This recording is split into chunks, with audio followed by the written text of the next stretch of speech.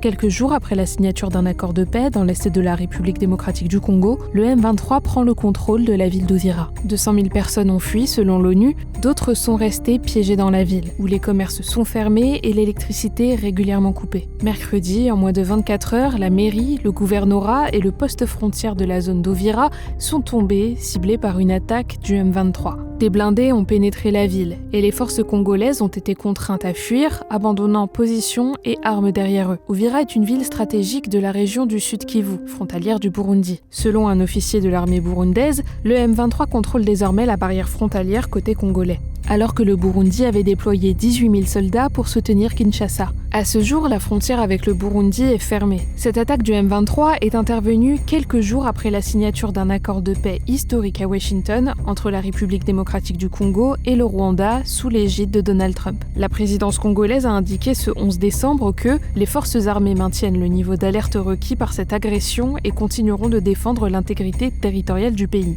De son côté, Paul Kagame a rejeté les accusations de violation de l'accord de paix. On s'attend à ce que le Rwanda assume la responsabilité de tous les problèmes qui se déroulent à l'intérieur du Congo, a-t-il déclaré. En mai dernier, des experts de l'ONU avaient souligné le rôle déterminant de l'armée rwandaise aux côtés du M23 dans l'offensive ayant entraîné la chute de Goma et de Bukavu. Le secrétaire général de l'ONU s'est dit alarmé de l'escalade de violence et a condamné fermement l'offensive du M23 sur Uvira.